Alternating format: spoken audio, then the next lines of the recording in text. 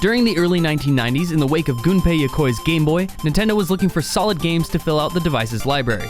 While the company had several internal successes with titles like Tetris, Super Mario Land, and Metroid 2: The Return of Samus, they also began looking to their collaborators to create new and interesting games for the handheld. Enter HAL Laboratory, one of Nintendo's second-party partners. Satoru Iwata, then president of HAL, had the idea of creating an entry-level video game so uncomplicated that anyone, regardless of their previous gaming experience, could pick it up and play all the way through. A design philosophy that would end up rippling through all aspects of the upcoming project. Iwata saw Nintendo's Game Boy as a perfect opportunity to create such a game, so he commissioned his staff to come up with ideas for the system. The winning pitch came from a designer and relative newcomer named Masahiro Sakurai, who was only 19 years old when his idea began development.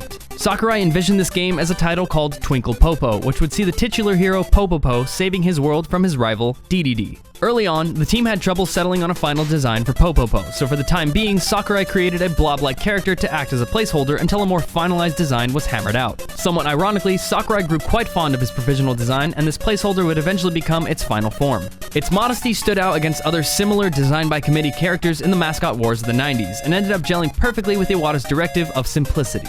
At some point during development, Popopo's name was also changed to Kirby, and the game's title to Kirby's Dream Land, for reasons that aren't entirely clear. Even Sakurai has said that he doesn't quite remember why they made the change. The only thing known for sure is that the name Kirby was chosen from a list of other alternatives because of the word's relative harshness in comparison to the character's soft design. That said, a couple of theories have become quite popular amongst whisperers on the internet. The first was that they named Kirby after the Ohio-based Kirby Company, a manufacturer of vacuums and other similar cleaning supplies. The second theory involved a lawyer named John Kirby, who successfully defended Nintendo from Universal Studios when they sued Nintendo over similarities between Donkey Kong and the characters and events of the film King Kong. Proponents of this idea suggest that Nintendo named the character after Mr. Kirby as a thank you for his service. Nintendo creative mastermind Shigeru Miyamoto has stated that, while this wasn't the only reason, it was at least partially the cause for the change. The only thing Kirby needed now was a final color for his official design. Sakurai wished for the character to be pink, while Miyamoto suggested he be yellow. Sakurai's pink preference ultimately won out, but Miyamoto's suggestion wasn't completely ignored either.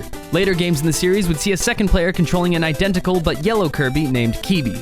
Interestingly, this discussion over Kirby's final color had an unintended consequence in the game's marketing outside of Japan. While Japanese copies of the game had the accurately pink Kirby on its cover, the finalized color choice wasn't clear to Nintendo's branches in the rest of the world. So, because the limited hardware of the Game Boy was unable to display color, the Kirby on the box in most regions is monochrome as he appears in the game. Following the trend of other games of the era, the plot of Kirby's Dream Land wasn't very complicated. The gluttonous, self-appointed King Dedede had stolen all of the food from the denizens of Dreamland for a great feast, and it's up to Kirby to stop him. The straightforwardness of the story was only meant to provide context to the gameplay, which was the main priority for the development team.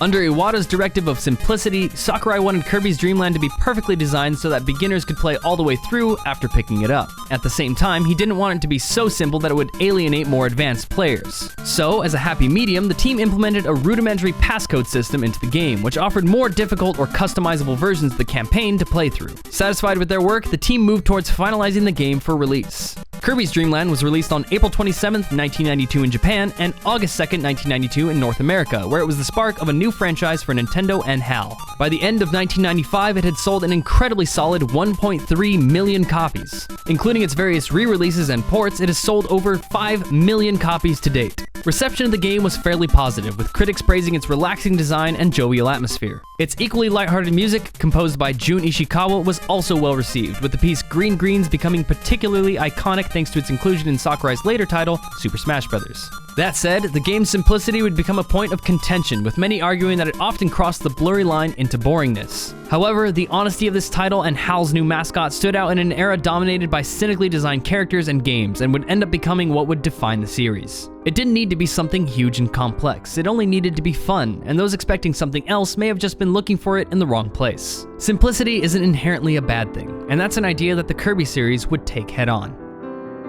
Hey, what's up? Lee here. I hope you enjoyed this little look back at Kirby's Dream Land. If you did, please go hit that subscribe button for more content like this in the future. And if you have any suggestions for future retrospectives, please leave a comment below or tweet them at me at Furst. A huge thank you to my friend Jimmy for voicing this episode. He's known as Sunder here on YouTube, and he does these great game analysis videos with his series Levelhead. So please go check him out. He just did this great video about movement in Overwatch. It's the annotation linked on screen. It's totally worth it. Give it a click. I promise you'll enjoy it. Anyway, yeah, later, I'm out. Peace.